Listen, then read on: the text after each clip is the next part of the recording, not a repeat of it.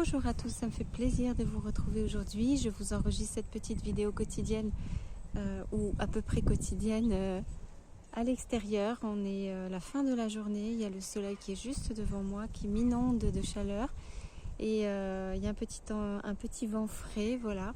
Donc j'espère que vous m'entendez bien. Comme d'habitude, j'aime bien filmer ces vidéos en extérieur et partager cet instant avec vous. Si vous êtes nouveau sur cette chaîne, bienvenue à vous. Sachez que je partage avec vous ma façon de vivre le deuil. J'ai perdu ma soeur jumelle il y a 3 mois et demi et j'ai décidé de créer cette chaîne pour partager mes ressentis, mais également d'autres choses qui, je l'espère, sont intéressantes. Je vous laisse regarder sur l'ensemble des vidéos que j'ai déjà postées si quelque chose peut vous intéresser. Et si vous voulez rejoindre notre petite communauté, c'est avec grand plaisir que je vous accueille. Alors il vous suffit de vous abonner et de mettre un pouce à cette vidéo. Voilà. Alors, comme vous le savez, je suis donc dans ma 2e semaine de permaculture et yoga. Je suis vraiment très contente d'avoir décidé de m'engager dans ce programme, malgré toutes les hésitations, les doutes sur mes capacités, sur ma possibilité de tenir le coup, malgré mon épuisement colossal dans lequel je me retrouve et la tristesse du deuil que j'emmène avec moi partout. Alors ce que j'avais envie de partager avec vous, c'était vraiment de vous dire que j'ai passé une journée formidable aujourd'hui. Très équilibrée, très agréable à faire, à vivre, et pourtant je me suis levée ce matin en larmes. J'étais vraiment en larmes, et dans cette journée il s'est passé 1 milliard de choses, j'ai l'impression. J'ai une journée très intense, très pleine, et là c'est vraiment, comme je vous l'avais dit dans une vidéo précédente, la fin de la journée, le moment agréable où je sais que on n'attend rien de moi, que ces moments sont vraiment faits pour moi. J'ai une chance inouïe de ne pas avoir à travailler pour la maintenance générale communautaire. Je ne travaille pas au réfectoire ni en cuisine ce soir, et donc je profite de ces instants pour être dans la nature à l'extérieur pendant que les autres sont en train de travailler. Donc je mesure vraiment la chance que j'ai là. Alors je ne fais pas rien parce que mon programme à moi c'est de travailler dans d'autres moments de la journée. Tout est bien équilibré, mais voilà, j'ai une pensée pour toutes ces personnes qui sont en train de bosser maintenant, et moi qui suis là avec vous dans ce soleil éblouissant. Et hier soir quand je me suis couchée, j'ai repensé à ma soeur jumelle et j'ai eu de la peine, mais vraiment au tout dernier moment. C'est-à-dire que je fais pas ça souvent, mais j'avais passé une bonne petite soirée tranquillement, et puis je me suis mise au lit tranquillement. Puis j'ai voulu regarder mon téléphone, ce que je ne fais plus maintenant. D'habitude, je me suis un peu détachée de cette habitude de regarder mon téléphone. Mais là, je l'ai regardé, et puis je tombe sur une mini vidéo toute petite. Et je suis persuadée que c'est ma soeur jumelle qui me l'a envoyée. Je ne sais pas comment, mais en tout cas, je pensais très fort à elle, et j'ai eu le sentiment qu'elle me répondait, parce que c'était une petite mini vidéo sur 2 petits chatons magnifiques, et surtout dans une position, voilà, qu'on n'a pas l'habitude de voir. Ils étaient assis, ils n'étaient pas couchés, ils n'étaient pas debout non plus, ils étaient vraiment assis sur l'arrière-train, et ils se collaient l'un à l'autre, voilà. Et j'avais vraiment l'impression de me voir moi avec ma soeur jumelle, mais pas comment dire, je sais pas comment vous expliquer. C'était l'instant présent, c'était vraiment ce moment-là. J'avais l'impression que ma soeur se mettait contre moi, qu'elle se blottissait contre moi. C'était vraiment ça. Je l'ai revue 3 fois, 4 fois, 5 fois. J'avais les larmes aux yeux. J'ai pleuré vraiment. J'ai ressenti toute son affection, et là c'est la première fois que ça m'arrive vraiment de comprendre qu'elle est là, elle est à côté de moi, mais que je ne peux pas la voir, et qui en même temps elle me transmet d'une autre façon le sentiment dans lequel elle est, parce qu'elle savait que j'en avais besoin, et donc je me suis endormie comme ça en pleurant vraiment très fortement le manque, et avec cette envie de lui dire qu'est-ce que j'aimerais pouvoir la prendre dans mes bras, et qu'on fasse comme ces 2 petits chats, et qu'on se blottisse l'une contre l'autre comme ça. Et voilà. Et aujourd'hui, donc dans ma journée de travail, à un moment donné, je pars avec ma brouette et je m'en vais dans les bois. Il y a un petit sentier qui traverse l'ashram de yoga et qui est complètement dans les bois. Et je vais pour ramasser en fait une grande brouettée d'orties. Parce qu'on va faire un purin d'orties pour traiter les planches maraîchères de façon naturelle. Et donc je m'en vais vraiment pour ramasser toutes ces grandes tiges d'ortie. Il y a vraiment, je tombe sur un filon quoi. Alors je me suis piquée de partout, je vous laisse imaginer le bout des doigts. Alors là ça fouette le sang, hein, je vous raconte pas. Mais pourtant j'avais des gants, j'avais des protections, mais bon c'est très très piquant. Et à un moment donné je m'arrête et je sais pas ce qui m'arrive, je me dis c'est bizarre, j'ai envie d'aller plus loin sur le sentier. Pourtant je voyais bien qu'il n'y avait pas tellement d'ortie plus loin. Mais j'avais envie de le faire, donc je me dis bon, j'y vais.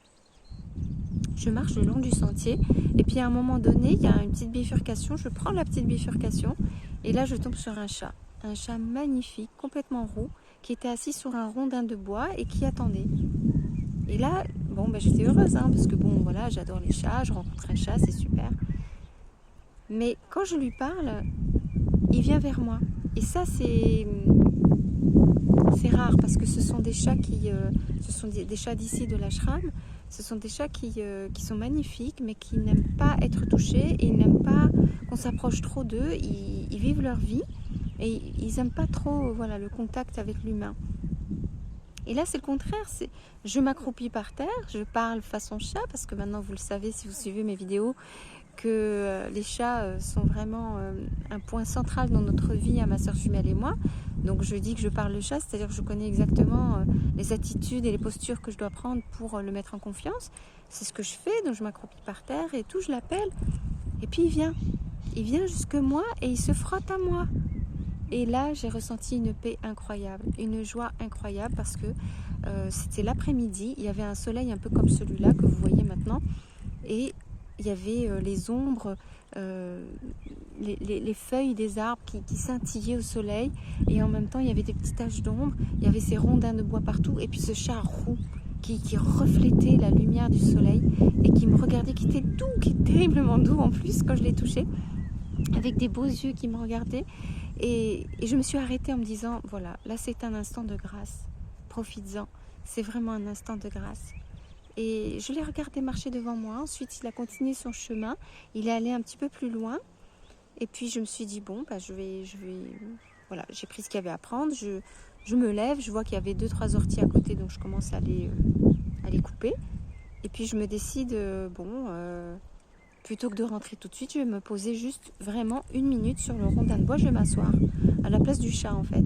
Donc je m'assois et je m'aperçois que vraiment le moment est agréable. Et je me dis, tu vois, si j'étais pas venue jusqu'ici, je serais partie à passer à côté de ce moment. Vous savez ce que c'est quand on est stressé, on est tout le temps en train de se dire, il faut bosser, il faut y aller, il faut faire.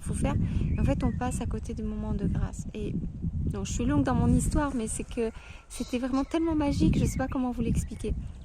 Et bref, il y a un moment donné où je m'apprête à me relever et m'en aller, puis le chat qui revient et qui vraiment revient vers moi, qui se frotte contre mes pieds, qui attend le temps que j'enlève mon gant, parce que pour prendre des orties j'avais des gants, et que je le touche, je lui caresse le dos, et puis en plus il s'en va et il monte devant moi sur les rondins, il en choisit un et il s'allonge, et là il bâille comme c'est pas croyable, et il se met à dormir.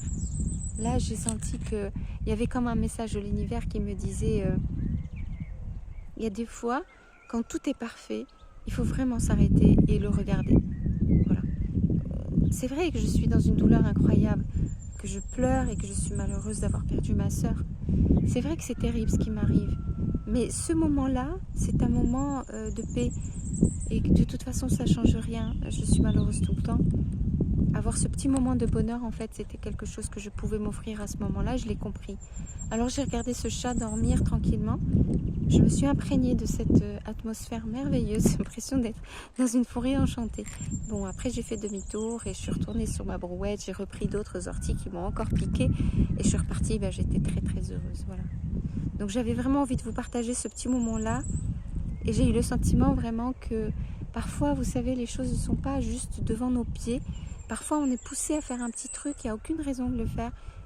Des fois, il faut suivre cette petite envie qui nous retarde, qui n'a aucun sens, qui nous semble inutile, parce que des fois, on trouve un trésor au fond.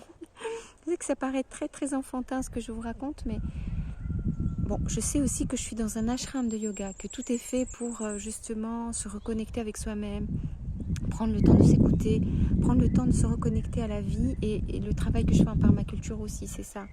Voir des graines qu'on met en terre, les voir pousser, toute cette nature, etc. C'est vraiment se reconnecter au vivant, et ça c'est normal. Je suis dans un environnement qui me permet vraiment de visualiser tout ça, donc mais voilà, j'ai envie de le transmettre avec vous, parce que vous êtes peut-être là en ce moment dans une ville, vous êtes peut-être dans votre appartement, ou peut-être dans votre maison, ou à votre travail, ou alors dans un bus, ou dans la voiture, ou je ne sais où vous êtes.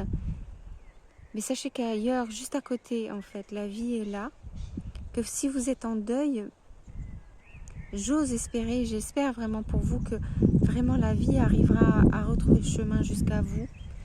Pour moi, c'est la nature. Pour moi, c'est la nature qui représente la vie, les animaux aussi. Et je vous souhaite de trouver quelque chose comme ça qui a du sens pour vous, qui arrive à venir jusqu'à vous. Voilà. C'est vraiment une très belle journée pour moi. J'ai bien travaillé, j'ai pas été trop fatiguée. J'ai eu beaucoup de chance de vivre une belle journée de permaculture et de yoga. Alors je vous laisse sur ces bonnes paroles. Je vous demande de prendre soin de vous. Prenez soin de vous comme moi j'essaye de le faire. Prendre soin de moi. Abonnez-vous à cette chaîne si ce n'est pas encore fait. Venez nous rejoindre. Mettez des commentaires. J'aime beaucoup lire vos commentaires. Et je vous dis à très vite pour la prochaine vidéo.